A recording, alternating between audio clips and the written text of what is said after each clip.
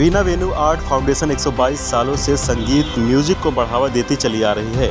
नए साल के अवसर पर मेडिटेटिव ट्रांस थीम का शानदार आयोजन किया। इसमें मुख्य तौर पर फाउंडेशन के विद्यार्थियों के द्वारा हरिकीर्तन श्रीभूषण कोष्ठी सुरबहार वादन अद्भुत मूर्ति कला को पेश किया।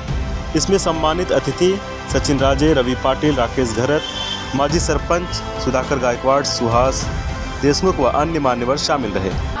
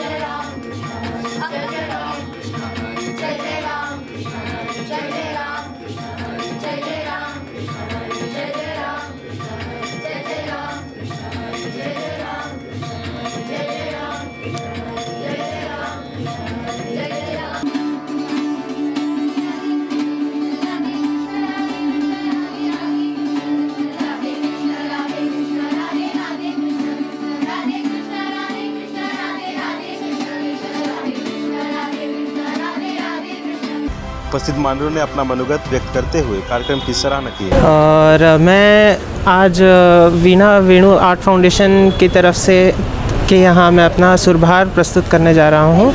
मैं राग अहीर भैरव बजाऊँगा और एज अ म्यूज़िशियन मैं मानता हूँ कि एक बहुत अच्छा न्यू ईयर के समय नया वर्ष चालू हुआ है, तो उसके लिए जो क्लासिकल म्यूज़िक का एक एनवायरनमेंट जो है वो यहाँ से बनना चालू हुआ है। ये ज़्यादातर होता है कि वेस्टर्न म्यूज़िक और इसकी तरफ ज़्यादा झुकाव रहता है लोगों का, तो ये एक अच्छा प्लेटफॉर्म है कि एक आर्टिस्ट को और जो सुनने वाले हैं उनको एक क्लासिकल म्यूज़िक का एक अलग फ्लेवर दिया जाए न्यू ईयर के इसमें।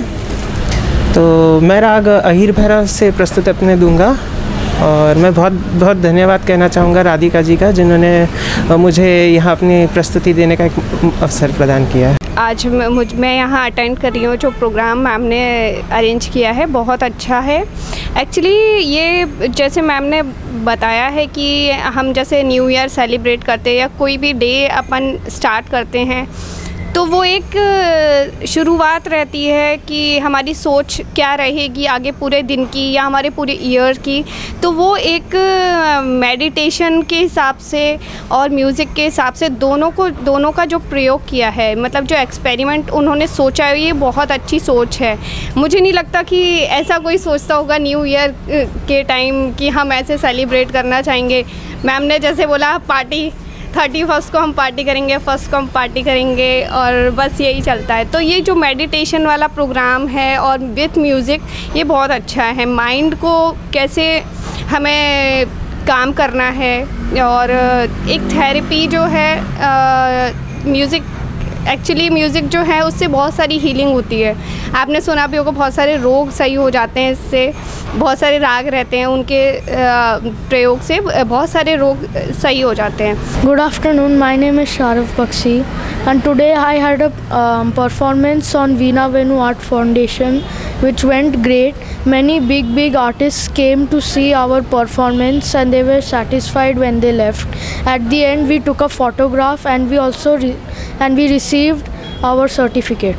माझं नाव रुशन कोहली। माझी 2 मुलं इथे तबला क्लासेससाठी शिकण्यासाठी मी 1-1.5 वर्षाचा कोर्स करण्यासाठी त्यांना इथं ॲडमिशन घेतलेलं आहे। मुलांची परफॉर्मन्स तर एकदम म्हणजे छान होती, कारण त्यांची गायकी बघितली, जे काय गात होते त्या आम्हाला एकदम छान वाटलं। म्हणजे त्याच्याबद्दल तर वीणा वेणू फाउंडेशनचं मी आभार मानेन, कारण त्यांनी आम्हाला ऐकण्यासाठी सुद्धा इथं बोलवलं आणि जे काय कार्यक्रम झाला आता तो आणि आम्ही ऐकला तो अतिशय छान होता, कारण त्यांच्या वया लहान मुलं आहेत आणि लहान मुलांच्याकडून आपण एवढी मोठी अपेक्षा करतो तेच चांगलं आहे। I think entire program was orchestrated by the Veena Venu Foundation. It was very nice. I felt a new dimension of the music, specifically the the children's program, right? I mean, I felt a different type of energy, vibrating across the hall, and it has taken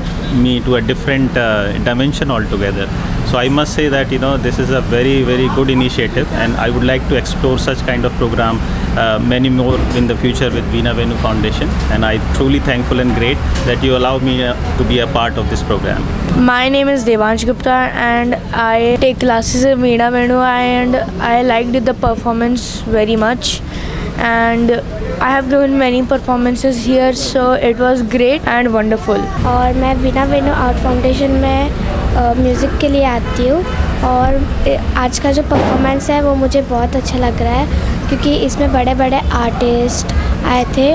मुझे बहुत अच्छा लगा उनका सुरबार बजाना, ये मैंने first time सुना है। Thank you. Veena Venu art foundation की प्रमुख राधिका वीना साधिका ने दर्शकों को कार्यक्रम के उद्देश्य के बारे में गहराई से जानकारी दी है। और आज हमने ये जो कार्यक्रम ऑर्गेनाइज़ किया है उसके पीछे उद्देश्य है कि हमारी जो जनरेशन है, हमारे जो बच्चे हैं, हमारे जो आने वाली पीढ़ी है, इनको यह समझे कि भारत में, हमारे देश में, हमारे जीवन में संगीत का, कलाओं का और क्रिएटिव आर्ट्स का, परफॉर्मिंग आर्ट्स का बहुत बड़ा महत्व है। हम इनको स्किप करके जीवन को पूरी तरह से नहीं जी जा सकते। तो एक संपूर्ण जीवन अगर जीना है तो उसमें कलाओं का होना बहुत आवश्यक है। तो सुरबहार का वादन, उसमें शांति से सोचना, नवीन वर्ष जब आ रहा है तो ऐसे समय में शांति, क्योंकि नया साल है, नई उम्मीद है, वहीं नए चैलेंजेस हैं, और अगर इन चैलेंजेस के पार जाना है तो शांत होना पड़ेगा, और शांत होने के लिए खुद से जुड़ना पड़ेगा, संगीत से जुड़ना पड़ेगा। संगीत वो माध्यम है जो आपको सीधा सीधा ईश्वर से जोड़ता है। तो हमारा यह प्रयास है कि हम अपने बच्चों को अपनी परंपरा का, अपनी संस्कृति का, अपने कल्चर का, अपने कलाओं का, अपने वाद्यों का ज्ञान करवाएं, उन्हें वो समझ दें, उन्हें वो पहचान करवाएं जो आज के समय में वो लेक होती जा रही। इसलिए यह कार्यक्रम मेडिटेटिव ट्रांस हमारा एक छोटा सा प्रयास है। धन्यवाद। नमस्कार, मैं आरोही बुधकर। वीना वेणु आर्ट फाउंडेशन यह संस्था पिछले 122 वर्षों से कार्य कर रही है, और जिसका एम है promotion and preservation of Indian classical music, arts and culture. आज उसी एम की तरफ काम करते हुए, उसी मिशन और विजन की तरफ काम करते हुए मेडिटेटिव ट्रांस नामक एक कार्यक्रम आयोजित किया गया था 7 जनवरी 2024 वीना वेणु की उल्वे ब्रांच में। वीना वेणु नवी मुंबई, पुणे, ग्वालियर, मुंबई हर जगह है। सो नवी मुंबई में उल्वे ब्रांच में आयोजित किया गया था, जिसमें पंडित भूषण कोष्टी जी को सुरबहार वादन के लिए बुलाया गया था।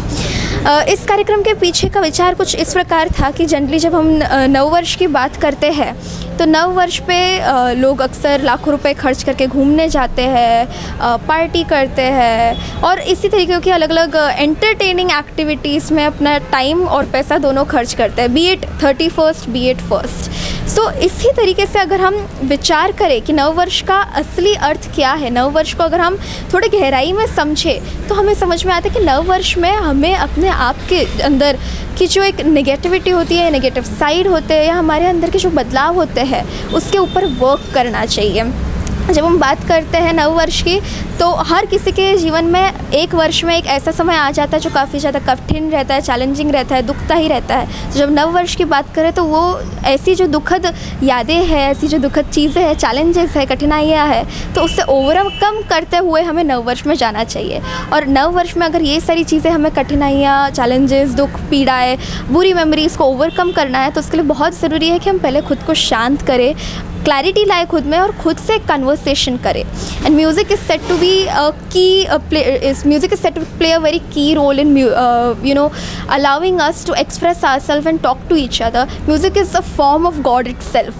So इसी प्रकार से वीना वेणु के आज कुछ शिष्यों ने पहले तो महाराष्ट्र की वारकरी परंपरा को दिखाते हुए और सभी अतिथिगणों को और पेरेंट्स के सामने दर्शाते हुए सभी को इस चीज़ का अनुभव करवाया कि कैसे भारत जैसे देश में जहाँ पे अनेक परंपराएं हैं, पर एक ऐसी परंपरा है जो आपको हर जगह प्राप्त होगी, हर जगह दिखेगी, दैट इज़ द भक्ति परंपरा। और महाराष्ट्र का ही इसलिए हमने वारकरी परंपरा पे एक परफॉर्मेंस किया था, उन्होंने एक उदाहरण दिया था, कीर्तन का एक अनुभव करवाया था। उसके पश्चात अभी पंडित भूषण कोष्टी जी का सुरबहार वादन हुआ था, जिसमें उन्होंने राग अहिर भैरव का आलापन जोड़ किया। इसमें जैसे कि हमने कहा कि हम खुद से कन्वर्सेशन करना चाहते हैं, क्लैरिटी लाना चाहते हैं, तो उस चीज़ को ध्यान रखते हुए सभी लोगों को म्यूज़िक थेरेपी से रिलेटेड एक्टिविटीज़ करवाई गई, कुछ क्वेश्चंस करवाए गए। तो सभी को म्यूज़िक थेरेपी से एंड साइंटिफिक बेसिस को ध्यान में रखते हुए कुछ क्वेश्चंस दिए गए, जिसके उन्हें throughout the the music उन्होंने आंसर्स लिखे। इन आंसर्स से by the end of this session they got a lot of clarity on who they are, what they want to work on and what they are wanting from themselves and this new year. So हमारा जो एक approach था कि हर किसी को नववर्ष का असली अर्थ समझ में आना चाहिए, हर किसी को नववर्ष के अलग अलग तरीके सेलिब्रेट करने के अलग अलग तरीके पता होने चाहिए, वो आज फुलफ़िल हुआ।